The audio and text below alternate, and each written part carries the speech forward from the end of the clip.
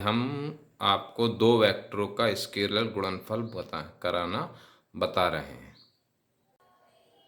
अर्थात आज हम इसको दो वेक्टरों का स्केलर गुणनफल के बारे में आपको बता रहे हैं। वेक्टर होता क्या है, जिसके 3D होता है, एक्स वाई जेड, उसमें होते हैं माना दो वेक्टर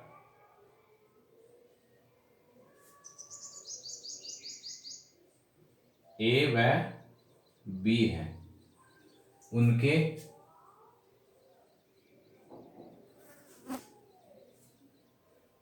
उन्हें समकोणी घटकों में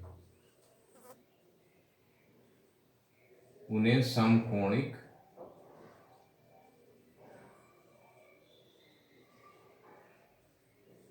घटकों में लिखने पर, ठीक, अर्थात वेक्टर ए इक्वल होता है A X I cap plus A Y J cap plus A Z K cap.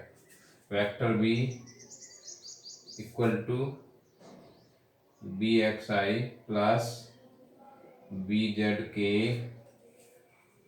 B Y K, B x I plus B Y J plus B Z K. हमको निकालना क्या है, इसका scalar गुणनफल होता है ए डॉट बी, अर्थात ए और बी का क्या करते हैं हम स्केलर गुणनफल, vector A dot vector B बराबर A X I plus A Y J plus A Z K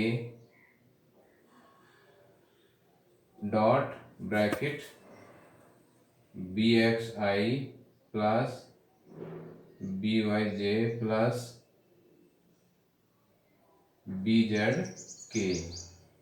अर्थात इन दोनों का हमको क्या करना है, स्केलर गुणनफल करना है। अर्थात ए एक्स आई, अब इसको क्या करेंगे, मल्टीप्लाई कर लेंगे, A x B x I dot I plus, अब इसकी मल्टीप्लाई इसमें A x B Y I dot J plus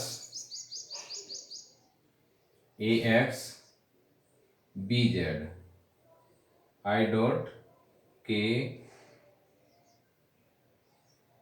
अभी इसका करना है प्लस ए वाई बी एक्स जे डॉट आई प्लस ए वाई बी वाई जे डॉट जे प्लस, अब किसका A Z A Y B Z तो जे डॉट के। अब क्या बचा, A Z plus A Z B x के डॉट आई प्लस ए जेड बी वाई के dot जे plus ए Z B Z K dot K. अर्थात जो भी हम इसकी समीकरण लिए, इसकी मल्टीप्लाई इसमें, डॉट प्रोडक्ट हो गया ए x B x I dot i, a x B Y I dot j, a x B Z I dot k, a Y B x J dot I plus A Y B Y J dot j, a Y B z j dot के। अब plus इसका कर दिए a Z B x के dot आई plus ए Z B Y के dot जे plus ए Z B Z K dot के। अब इसका जो है हमको निकालना है किस प्रकार ये होता है। जैसे कोई 3D वेक्टर है, मान लीजिए ये x है, ये y है, ये z है, तो इसकी तरफ हो गया i वेक्टर और ये j और k। तो इसका मतलब क्या हुआ, यदि i डॉट i ये इसका सेंटर है तो ये वाली जो एक्सेस है इसका z, अर्थात ये रहेगा। तो तीनों क्या होती हैं, एक दूसरे के परपेंडिकुलर होती हैं। यदि आई डॉट आई दिया है तो उसकी वैल्यू आती है, उसके बीच का कोण हो जाता है कितना, आई डॉट आई बराबर आई डॉट आई, ये आई कॉस जीरो, और तो कॉस जीरो का मतलब होता है 1।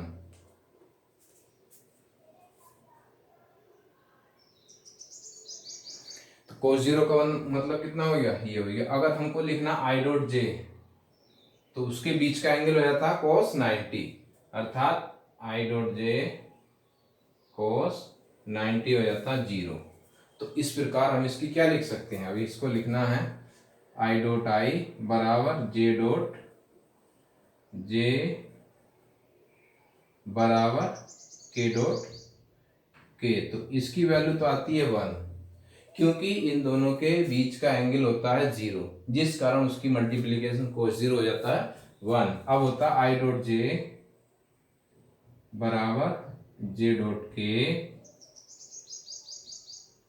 बराबर के डॉट आई, इसकी वैल्यू हो जाती है 0, क्योंकि आई डॉट जे या आई डॉट जे बराबर cos 90, cos 90 का मतलब होता है उसके बीच का एंगल हो गया 0। अब ये जो तीनों फॉर्मूले हैं यहाँ पर हम इसको यूज करना है, अर्थात दोनों समीकरणों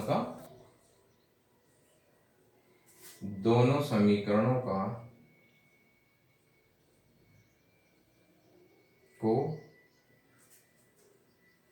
समीकरण में ए डॉट बी के मानों में प्रयोग करने पर क्या हो जाएगा। अब जैसे आई डॉट ए दिया है, अब इसको लिखना है हमको A x B x into 1, अर्थात इसकी वैल्यू कितनी हो गई 1, plus A x B Y, I dot J की वैल्यू हो गई into 0, plus A x B Z into 0, अर्थात जो उसकी मल्टीप्लाई होगी उसकी वैल्यू कितनी आ जाएगी 0, प्लस ए वाई बी एक्स इंटू 0, अर्थात उसका डॉट प्रोडक्ट भी क्या हो गया 0, प्लस ए वाई बी वाई इंटू 1, अर्थात उसके बीच का एंगल कितना 1, प्लस ए Y B Z into 0, plus ए Z B x into 0, plus ए Z B y into 0, plus ए जेड बी जेड इंटू 1, अर्थात जो वैल्यू थी सेम वाले, जो सेम डायरेक्शन में उसकी वैल्यू तो आएगी 1, और जिसकी डायरेक्शन अपोजिट है अर्थात वो एक दूसरे के बीच, उनके बीच का एंगल है 90 डिग्री, तो वो आएगा 0, अर्थात ए x B x dot i ये हो गया 0, ये भी 0, ये भी 0, इसकी वैल्यू होगी 1, ये 0, ये भी 0 हो जाएगा, ये भी 0 और बचेगा डॉट 1।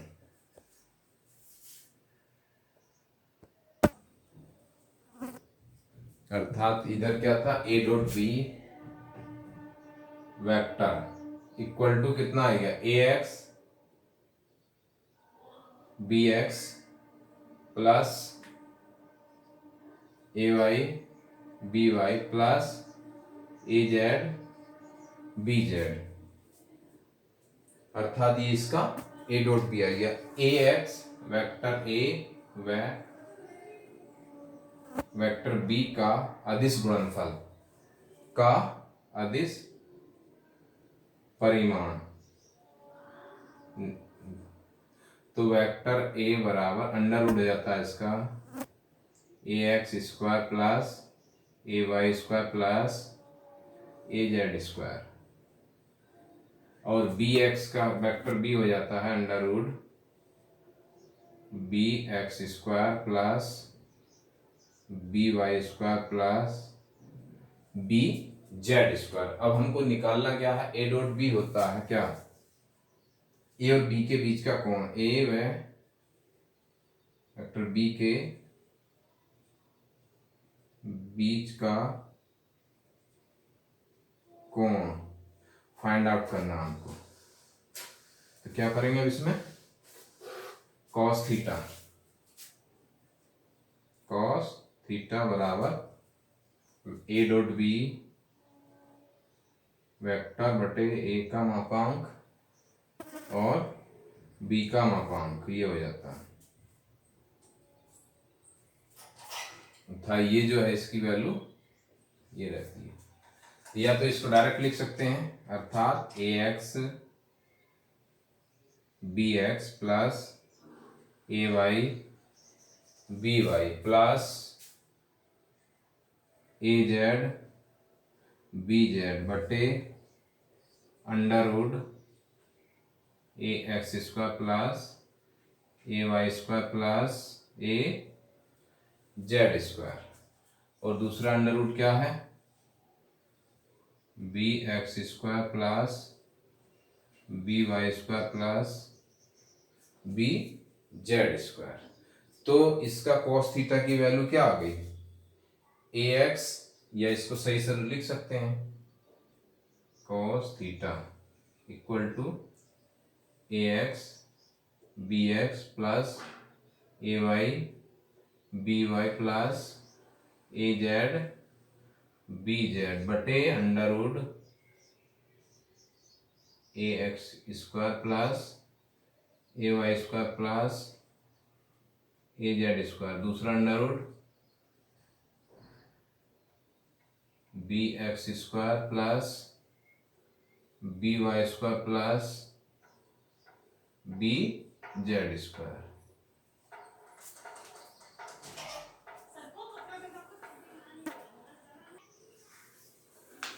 अर्थात ये इसका क्या हो गया, वेक्टर फॉर्म रूप आ गया। अर्थ cos थीटा बराबर A x B X plus A Y B Y plus A Z B Z, A X square plus A Y square plus A Z square. दूसरा क्या है, B X square plus B Y square plus B Z square. अर्थात जो ये vector form था scalar के लिए, जो 3 डायमेंशन दिखाया एक्स वाई जेड, इसकी ये लोकेशन हम बता दिए।